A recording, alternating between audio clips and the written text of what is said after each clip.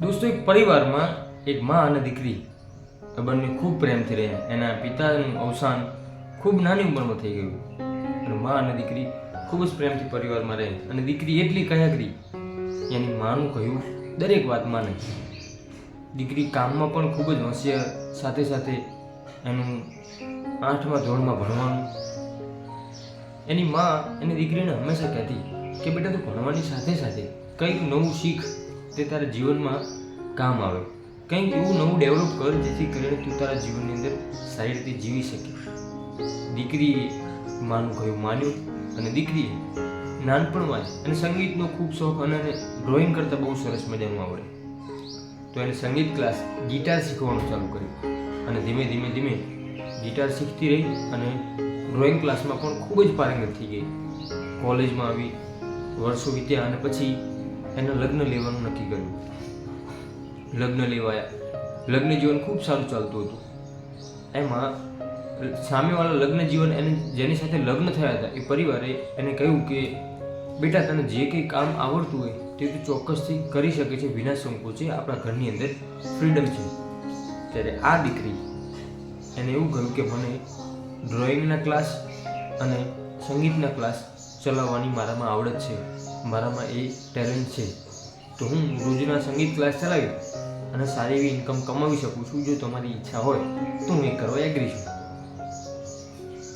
એના પરિવારવાળા, એના સાસરાવાળા એને હા પાડી કે તને જે મજા આવે એ તું કરી શકે છે. પરિણામે એને ધીમે ધીમે એને સંગીત ક્લાસ ચાલુ કર્યા, ડ્રોઈંગ ક્લાસ ચાલુ કર્યા. ખૂબ સારો એવો લોકોનો પ્રતિસાદ મળ્યો અને ખૂબ એમ કહેવાય કે સારી રીતે એમાંથી સારી ઇન્કમ કમાવા લાગી. રોજ માત્ર 2 કે 3 કલાક સંગીત ક્લાસ કરાવી અને ડ્રોઈંગના ક્લાસ કરાવી અને સારી એવી ઇન્કમ એના પતિ કરતાં પણ વધારે કમાવા લાગી. ઘરમાં ખૂબ માન, સન્માન, ઇજ્જત ખૂબ જ એના સાસરાવાળા દેવા લાગ્યા અને ખૂબ પ્રેમથી રાખવા લાગ્યા. કારણ કે પોતે આત્મનિર્ભર હતી.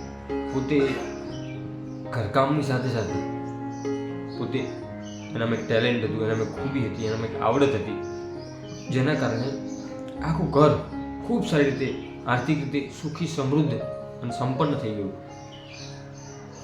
પછી એને એક દિવસ એની માને ફોન કર્યો અને એની માને કહ્યું કે જો મમ્મી, તમે મને જે તે સમયે ભણવાની સાથે સાથે કંઈક નવું શીખવાનું ન કહ્યું હોત તો આજે હું માત્ર ને માત્ર ઘરની 4 દિવાલોની અંદર ઘરમાં રોટલા જ કરતી હોત, ઘરકામ જ કરતી હોત. પણ તમે મને જે આ ભણવાની સાથે એક્સ્ટ્રા પ્રવૃત્તિ, મારી સ્કિલ ડેવલપ કરવા માટે તમે મને જે માર્ગદર્શન આપ્યું એ જે તમે ના કર્યું તો આજે હું કંઈક જુદી હોત. આ તમારા માર્ગદર્શન હેઠળ, આ તમારા શબ્દો હેઠળ હું ચાલી અને હું આજે સુખી સંપન્ન છું. મને પરિવારમાં ખૂબ પ્રેમ, સન્માન, માન, ઇજ્જત મળે છે. એ માત્ર ને માત્ર મમ્મી તમારા કારણે છે.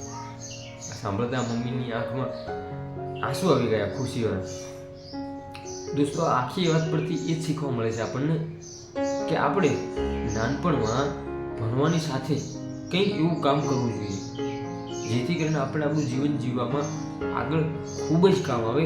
કોઈ એવી સ્કિલ ડેવલપ કરવી જોઈએ, ચાહે દીકરો હોય કે દીકરી હોય કે કોઈ પણ હોય.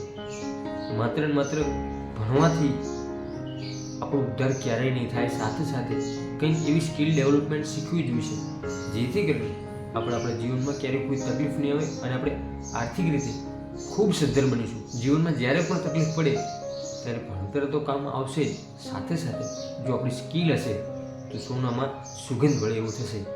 માટે નાનપણથી જ ભણવાની સાથે સાથે કંઈક સ્કિલ ડેવલપ કરો, કંઈક શીખવાનું રાખો જેથી કરીને જીવન જીવવાની ખૂબ મજા આવે. દોસ્તો, આ વાત જો તમને સારી લાગી હોય તો વિડીયોને લાઈક કરજો. ચેનલ પર નવા હોય તો ચેનલને સબસ્ક્રાઈબ ચોક્કસથી કરજો. દોસ્તો, ફરીથી મળીશું એક નવા જ વિડીયો સાથે. ત્યાં સુધી દરેક દોસ્ત, દરેક મિત્રને જય સીતારામ.